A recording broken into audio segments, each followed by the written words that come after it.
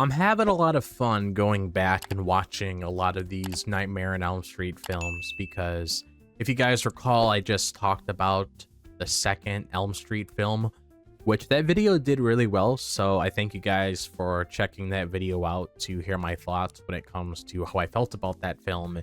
And like I said, I'm going to cover the entire franchise when it comes to all of the movies that are there, especially when it comes to the remake, which that's that's definitely going to be something once we get there. But here we are today talking about Dream Warriors, which outside of the very first film, it's probably my favorite sequel in the franchise because yes, you know, it was really cool to see Freddy get like super dark in the second film, but I can't say that was my favorite sequel of Elm Street. Like this one right here that we're talking about today, Dream Warriors, that's my favorite sequel. It's so memorable. There's a lot of, you know, iconic kills that happen in this film and everything. I'm going to be talking about all of that here. So let's talk about Dream Warriors. And if you guys want to share your thoughts on this film as well, is there a specific kill that you enjoyed from this film? Just let me know everything. Just let me know all your thoughts surrounding Dream Warriors in the comments. So after recently talking about A Nightmare on Elm Street 2, I found myself thinking a lot about Dream Warriors. It had been on my mind for the past few days, and I kept wondering when I was finally going to sit down and watch it again. Then I happened to catch it on television, and I was just really happy that I did because it reminded me why I enjoyed this movie so much. Because outside of the original Nightmare on Elm Street movie, like I said, this is probably my favorite film in the entire franchise when it comes to sequels, of course. Because Dream Warriors has always stood out to me more than most of the sequels in the franchise because every time I watch it, I just find myself having a great time. And one of the biggest reasons I feel that way is because this movie doesn't just try to copy the original. It takes the ideas that made Freddy such an interesting villain and expands on them in a way that feels fresh. The movie feels bigger while also staying true to what made the first film so enjoyable. I also think this is one of the most entertaining entries in the franchise because there's always something interesting happening. Whether it's Freddy himself, the dream sequences, or the characters trying to survive, the movie does a really good job keeping me invested the entire time. One of my favorite things about Dream Warriors is the setting, because most of the movie takes place at a facility where the patients are dealing with serious emotional and mental struggles. Right away, I thought this was a really interesting idea because Freddy is the type of villain who attacks people through their dreams, so putting him in an environment like this makes a lot of sense. Because of that setting, Freddy feels especially dangerous throughout the film. He's constantly finding ways to take advantage of people's fears and weaknesses. Instead of simply chasing people around, he's getting inside of their heads and using their personal struggles against them, which makes him feel even more threatening. One scene that always stands out to me is when Freddy controls Philip like a puppet using his tendons. It's easily one of the most disturbing moments in the movie because Philip has absolutely no control over what's happening.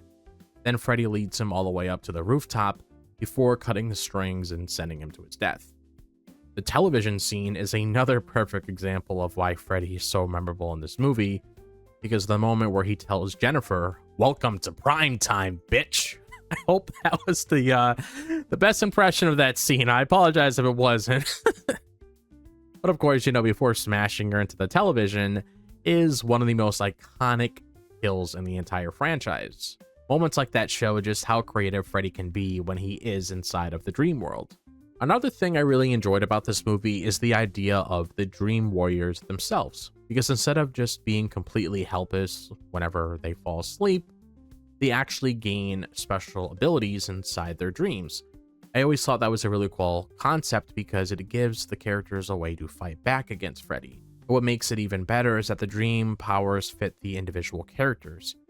Everyone feels different for one another, and it helps make the group more memorable.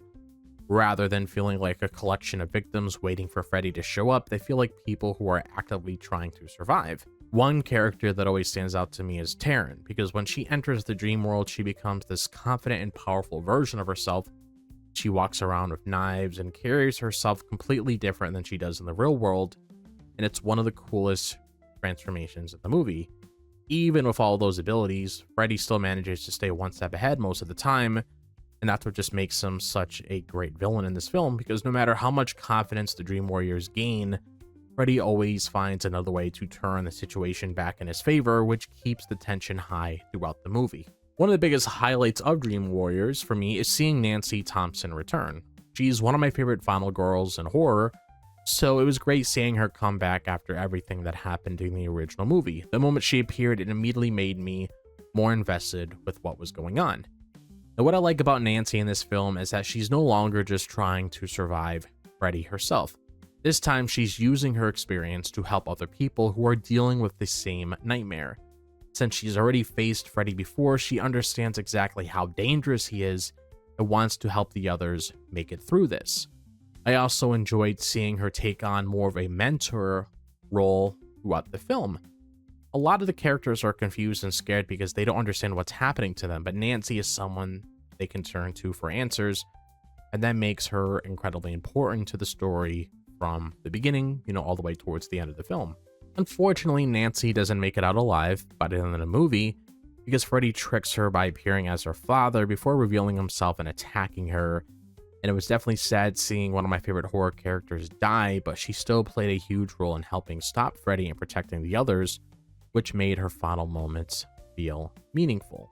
So yeah, this is a movie I can always go back at any time and watch. Like, I just love Dream Warriors so much. Like, I remember I went to a place in New York one time. I know it's like some restaurant in New York.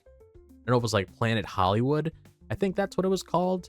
And I remember going inside of Planet Hollywood, and it's pretty much like one of those restaurants where it has like a whole bunch of movie memorabilia and everything. And I remember when I walked in there, I literally saw the scene that I reenacted, which was the "It's prime time, bitch." And it's literally, Freddy appearing out of the television set, holding Jennifer before, he does his thing there. And they had like a little replica of that like on display, like a little statue or, whatever you want to call it on display, just showing an iconic moment from that movie. And it just really made me appreciate, seeing all that memorabilia there, because, it's cool to see stuff from movies that you like when you go to these different places around the world and everything. And I don't know, just Dream Warriors is just like such a memorable movie. Like, I just had so much fun with that movie. Like, I can just watch it again and again and never get tired of it. Just like how I am with the original film, because the original film is a cult classic.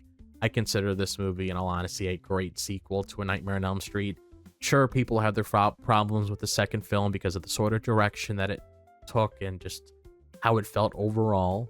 But I will admit, like I said, Freddy was a lot darker in that film, which I really appreciated. But this one, this one just took everything that we loved from the first one and, just sprinkled everything and made it feel a little bit different in order for it to stand out and have its own identity. And that's something I really liked. But now I want to hear from you guys when it comes to your thoughts on Dream Warriors, because I want to know if there's other people that enjoy Dream Warriors like I do as well. Because it's such a good movie, man. Like, I've been praising it so much, but it really is such a good movie. It's so enjoyable. So let me know your thoughts on it below. If you like it or if you dislike, you can let me know about that too. And if you guys enjoy this video, as always, be sure to like and subscribe. I would really appreciate it. If you want to follow me on my socials or join my Discord server, all the links to that is in the description. Be sure to click on that bell for notifications so you guys are notified whenever I'm dropping a video on the channel. I hope all of you guys are having a fantastic day, wherever the day may be, if it's the daytime, the nighttime, or the evening. And I'll see you guys in the next video. As always, peace out.